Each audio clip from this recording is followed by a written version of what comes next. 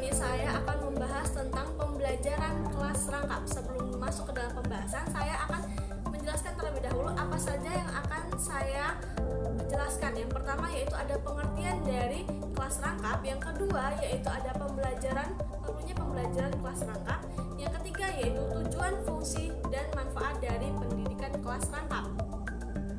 Nah, langsung saja kita akan masuk ke yang pertama yaitu pengertian dari pembelajaran kelas rangkap atau pendidikan kelas rangkap.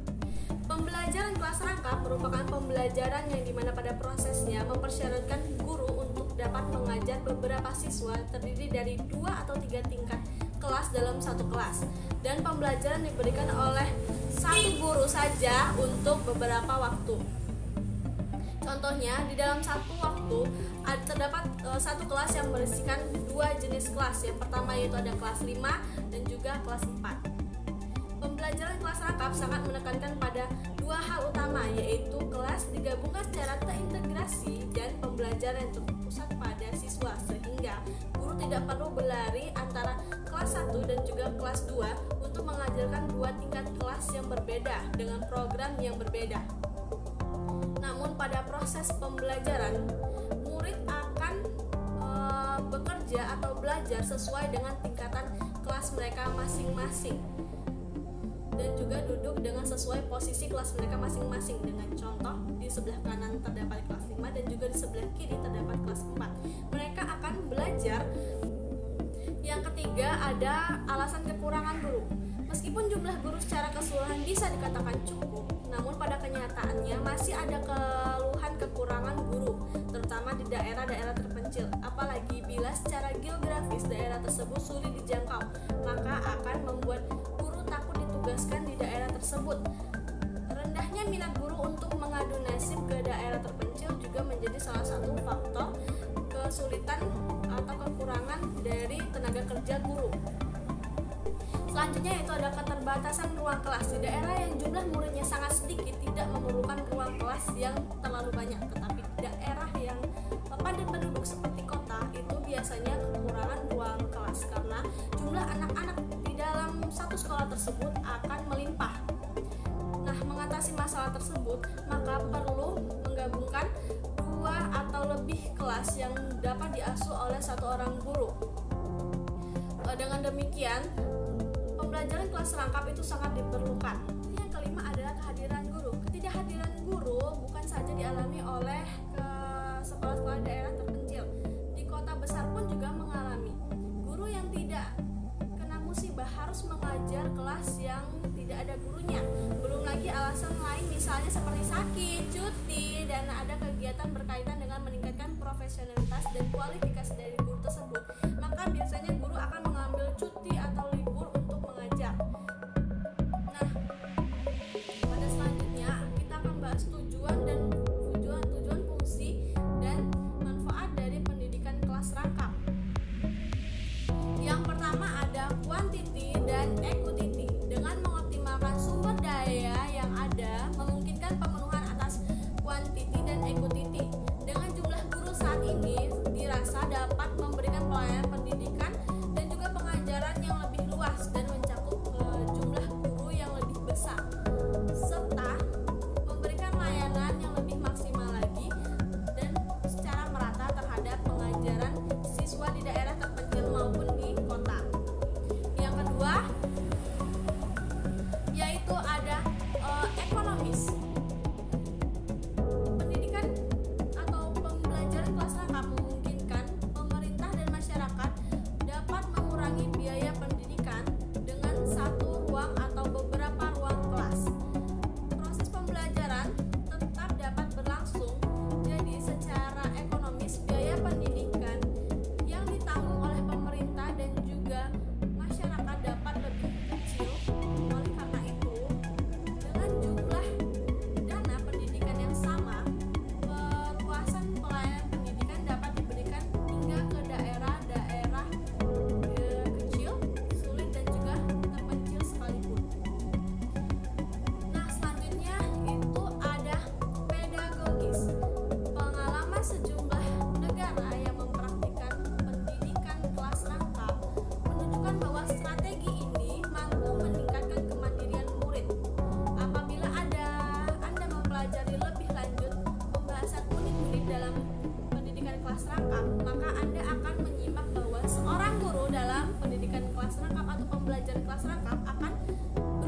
agar murid aktif dan juga lebih mandiri daripada biasanya. Selanjutnya yaitu ada keamanan. Dengan pendekatan pembelajaran kelas rangkap, pemerintah dapat mendirikan sekolah dasar di lokasi yang mudah dijangkau oleh anak-anak. Dengan demikian, kekhawatiran dari orang tua terhadap anak-anaknya, terhadap keselamatan anak-anaknya akan jauh lebih berkurang. Dan juga minat anak-anak untuk bersekolah pastinya akan lebih meningkat, sehingga tidak ada lagi anak-anak yang tidak ingin bersekolah. Pembelajaran yang perlu dikuasai oleh guru sekolah dasar adalah sebagai salah satu bentuk pembelajaran pendidikan kelas rangkap, mengikuti prinsip-prinsip pembelajaran secara umum seperti bentuk-bentuk pembelajaran yang lain. Selain itu, pembelajaran kelas rangkap mempunyai prinsip khusus sebagai berikut. Yang pertama ada keserempakan kegiatan pembelajaran. Dalam pembelajaran kelas rangkap, guru menghadapi dua kelas atau lebih pada waktu yang bersamaan. Kegiatan yang terjadi secara serempak itu harus bermakna. Artinya, kegiatan tersebut mempunyai tujuan yang sesuai dengan tuntutan kurikulum atau kebutuhan murid dan dikelola dengan benar.